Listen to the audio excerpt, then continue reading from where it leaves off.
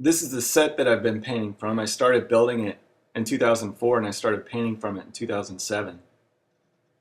That's my paint can. It's a coffee can covered in 16 years worth of waste paint. I started using this paint can as an undergraduate student at the Art Institute in Chicago in '93. I enjoy looking at it. I like putting paint on it. Great color things happen on it, and I actually get ideas from it. It's the never-ending painting, and a painting that's just for me. I build my own stretchers, stretch my own paintings.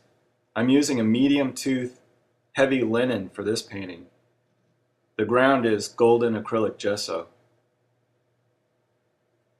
Here I am mixing paint on the palette. I consider my palette to be a kind of laboratory where I do color experiments. So much of what happens in one of my paintings happens on the palette first. I keep my palette very clean and I only work with fresh paint. If the paint starts to skin over or dry out, I toss it and put out new paint. One of my very favorite painters, Malcolm Morley, was in my studio one time looking at some of my old toy paintings, and he noticed some areas in those paintings where I had used paint that had already started to dry out. And he said, "You know, paint is like bread. Nobody wants a stale loaf." And that made a lot of sense to me. I'll never forget that.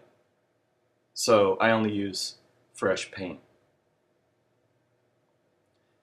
I'm using a broad range of color in this painting. I'm using about 70 colors. Sometimes I use a limited palette.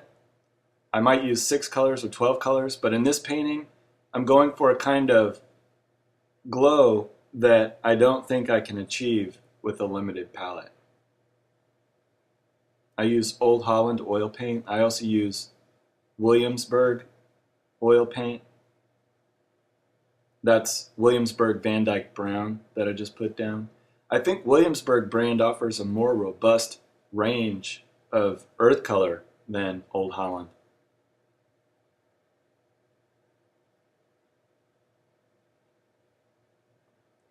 I mix each color thoroughly.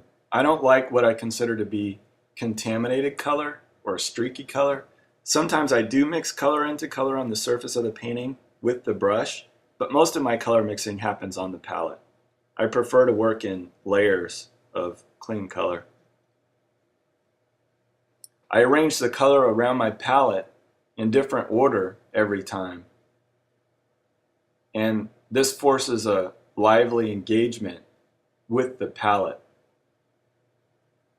This way I'm constantly searching for the color I need, and I always feel in the moment with my color. There was an amazing Giorgio Morandi show at the Metropolitan Museum of Art recently, and I went back I don't know how many times. I've always loved Giorgio Morandi, but this show was super incredible and perfect for me to see right now. I've been thinking about those paintings a lot lately. As you can see, the set that I'm painting from is pretty dark. I'm interested in making dark paintings that are full of light and color. And one of the difficulties of painting a dark set is that the light I'm using to illuminate the painting bounces into the set. So I've developed this method of using these black foam core light deflectors to block that light out of my sets. Here you can see one attached to the vertical left side of the painting and also along the top left side of the painting. I started this painting on March 12, 2008. Now it's February 23rd, 2009, and this painting, Mushroom Harmonics, is still in progress.